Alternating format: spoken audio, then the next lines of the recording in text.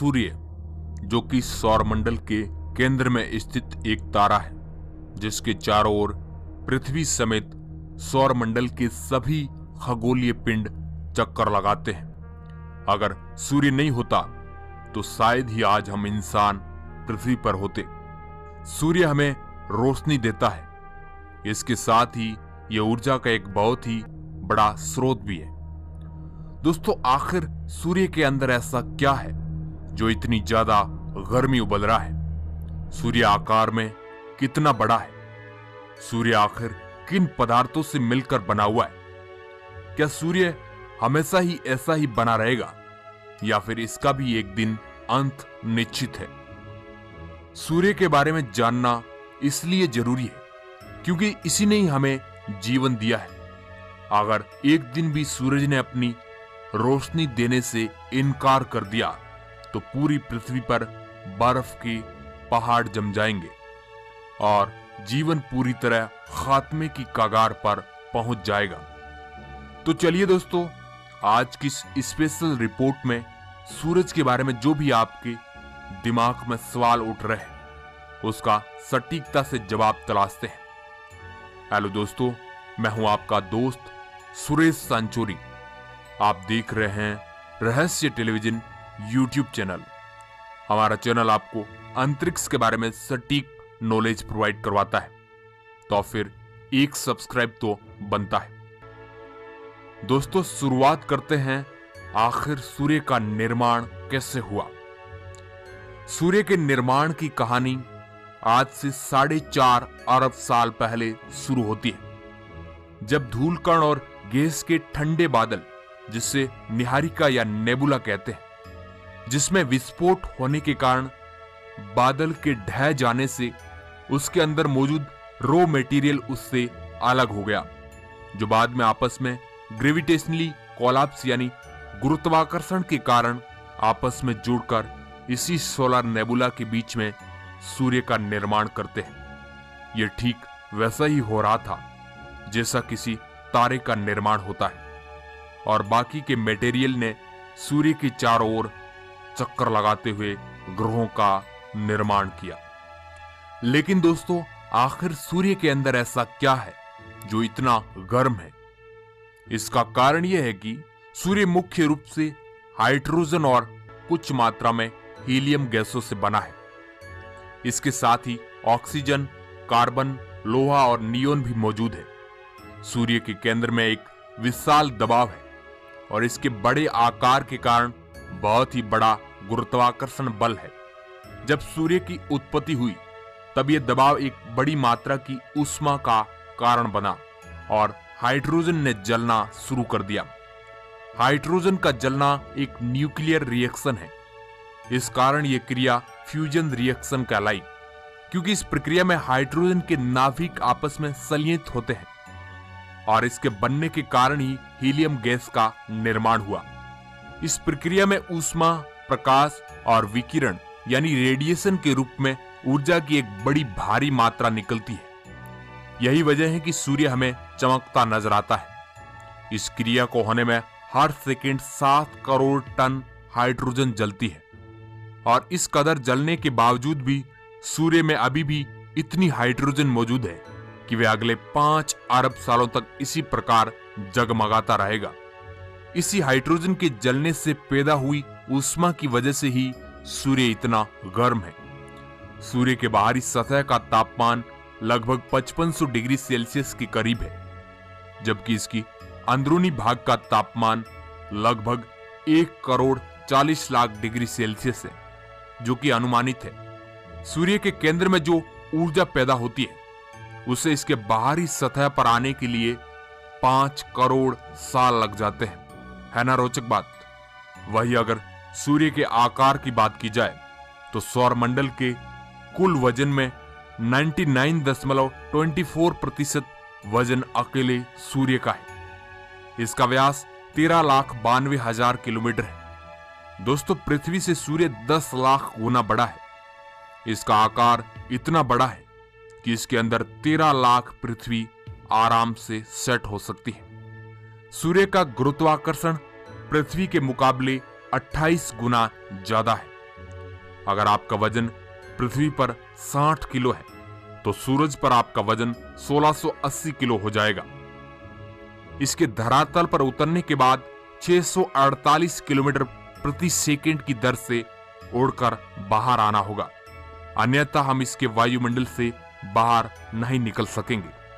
सूर्य के गुरुत्वाकर्षण का अंदाजा आप इस बात से भी लगा सकते हैं कि करीब 6 अरब किलोमीटर दूर स्थित प्लूटो को भी सूर्य अपने चारों ओर घूमने को मजबूर कर रहा है। जिस प्रकार हमारी पृथ्वी ठोस मटेरियल से बनी हुई है, उस प्रकार सूरज ठोस मटेरियल से नहीं बना हुआ है, बल्कि यह गैसों से मिलकर बना हुआ है। सूरज के अंदर के भाग का दबाव पृथ्वी के वायुमंडल के दबाव से 340 अरब गुना ज्यादा है।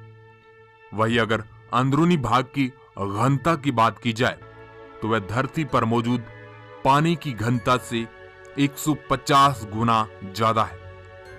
दोस्तों, सूर्य पृथ्वी और अन्य ग्रहों से बहुत ही अलग है। वास्तव में देखा जाए तो वह एक तारा है, हमारी आकाश गंगा के 100 अरब तारों जैसा एक तारा। सूर्य G2 श्रेणी का तारा है, जो आकाश गंगा के 10% तारों में से एक है। आपने कभी सोचा होगा कि पृथ्वी सूर्य का चक्कर लगाती है, लेकिन क्या सूर्य भी किसी का चक्कर लगाता है? दोस्तों, जैसे सौरमंडल के ग्रह सूर्य का चक्कर लगाते हैं, वैसे ही सूर्य भी हमारी पृथ्वी सहित पूरे सौरमंडल को लेकर हमारी आकाश गंगा के केंद्र की परिक्रमा कर रहा है, और इस परिक्रमा की समय अवधि 25 करोड़ वर्ष है। सूर्य की उत्पत्ति से लेकर अब तक इसने आकाश गंगा के केवल 20 ही चक्कर काटे हैं। और जैसे हमारी पृथ्वी अपनी धुरी पर एक चक्कर 24 घंटे के अंतराल में पूरा करती है, वैसे ही सूरज को अपनी धुरी पर एक चक्कर पूरा करने में करीब 25 दिन लग जाते हैं। सूर्य भारी मात्रा में सौर वायु उत्पन्न करता है, जिसमें इलेक्ट्रॉन और प्रोटॉन जैसे कण होते हैं। इन सौर वायु की गति लगभग 450 किलोमीटर प्रति सेकंड होती है, और ये इतनी प्रभावी होती है कि सूर्य के ताकतवर गुरुत्वाकर्षण क्षेत्र से भी बाहर निकल जाती है। धरती जैसे शक्तिशाली चुंबकीय क्षेत्रों वाले ग्रह ऐसे कणों को धरती तक पहुंचने से पहले ही मोड़ देते हैं। प्रकाश कणों, फोटोन और सौर पवनों के रूप में उत्सर्जन से सूर्य प्रति सेकंड अपने भार में 50 लाख टन कम हो रहा है। सूर्य लगभग पृथ्वी से 15 करोड़ किलोमीटर दूर है। सूर्य का प्रकाश पृथ्वी तक पहुंचने में 8.3 मिनट लग जाते हैं। वही सौरमंडल के आखिरी छोर पर स्थित प्लूटो पर सूरज का प्रकाश पहुंचने में 5 घंटे और 30 मिनट लग जाते हैं। सूर्य से पृथ्वी को प्राप्त होने वाली ऊर्जा सूर्य की कुल ऊर्जा का 2 अरबवां भाग है। दोस्तों, सूर्य हर सेकंड में करीब 7 करोड़ टन हाइड्रोजन को 6 करोड़ 95 लाख टन हीलियम में ट्रांसफर कर देता है, और पीछे बची 5 लाख टन गामा किरण में बदल जाती है। दोस्तों, अब आपको सूरज के बारे में कुछ रोचक जानकारी से रूबरू करवाते हैं। मान लो अपने सूरज से निकलने वाली 1 घंटे की गर्मी को सोलर पैनल के जरिए बिजली में कन्वर्ट कर देते हैं, तो ये इतनी ज्यादा ऊर्जा होगी कि इससे पूरी दुनिया की 1 साल की बिजली खपत को बचाया जा सकता है। अगर हम कल्पना करते हैं कि केवल 1 दिन के लिए सूरज अपना रोशनी देने से इनकार कर दे, तो पूरी धरती पर कुछ ही घंटों में बर्फ के पहाड़ों का ढेर लग जाएगा, और धरती का हाल उत्तरी व दक्षिणी ध्रुवों की तरह हो जाएगा। सूर्य के 1 वर्ग सेंटीमीटर के इलाके से जितनी ऊर्जा पैदा होती है, उस ऊर्जा से 100 वाट के 64 बल्ब आराम से जलाया जा सकता है। अगर कोई भी ऑब्जेक्ट सूर्य के 20,22,000 किलोमीटर के एरिया में आता है, तो सूरज उसे अपनी ओर खींचने में देर नहीं करता है। सूर्य का असल में रंग सफेद है, मगर वातावरण की वजह से पीला नजर आता है। लेकिन दोस्तों, क्या सूरज हमेशा ही इसी तरह रोशनी देता रहेगा, या फिर इसका भी एक दिन अंत होने वाला है? मगर दोस्तों, आपको जानकर हैरानी होगी कि एक दिन ऐसा आएगा कि सूरज का अस्तित्व ही खत्म हो जाएगा। जो जन्म लेता है उसकी मृत्यु निश्चित है और यही इस ब्रह्मांड का नियम है। किसी भी तारे के जन्म लेने का समय करोड़ों सालों का होता है।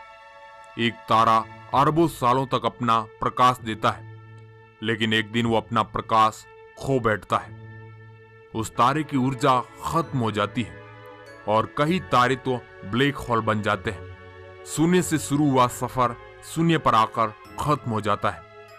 कुछ वैज्ञानिकों के अनुमान के हिसाब से 1.5 अरब वर्ष बाद सूर्य अब से 10% ज्यादा चमकने लगेगा, जिस कारण पृथ्वी का वायुमंडल और नमी पर दुष्प्रभाव पड़ेगा। आज से 5 अरब साल बाद सूर्य की चमक 40% बढ़ जाएगी।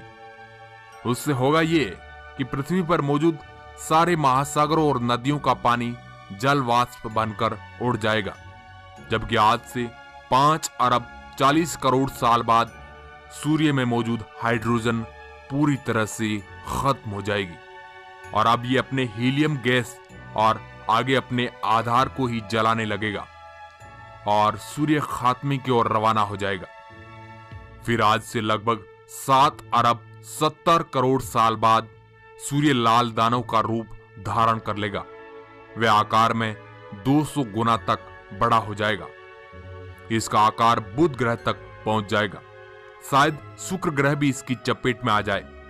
उसके बाद बारी आएगी हमारी पृथ्वी की, मगर अफसोस इस बात का, तब तक तो पृथ्वी से सभी जीवों का नाश हो चुका होगा और करोड़ों सालों बाद अब सूर्य में सिर्फ हीलियम ही बचा होगा और वह हीलियम कार्बन के रूप में रूपांतरित होने लगेगा, जिससे सूरज और ज्यादा फूलने लगेगा।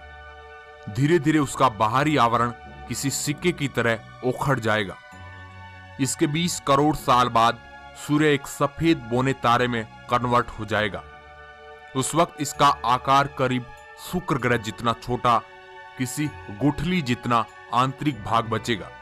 फिर उसमें गर्मी इतनी ज्यादा होगी कि आप इसका अंदाजा भी नहीं लगा सकते, मगर धीरे धीरे वह रोशनी और टेम्परेचर को भी खो देगा और बुझकर किसी काले कोयले के समान हो जाएगा। तो दोस्तों, कुछ इस तरह हमारा सूरज हमारी धरती और अन्य ग्रहों को नष्ट करने के बाद उसका भी अंत हो जाएगा। लेकिन दोस्तों, तब तक हमारी अरबों पीढ़ियां बीत चुकी होगी, तो आपको डरने की बिल्कुल भी जरूरत नहीं है। हमारे शायद हड्डियों के अवशेष भी उस टाइम नहीं मिले। तो दोस्तों, कैसा लगा हमारा करोड़ों सालों का सफर, जिसमें हमने सूरज के बारे में बड़ा ही सटीक अंदाज में जाना।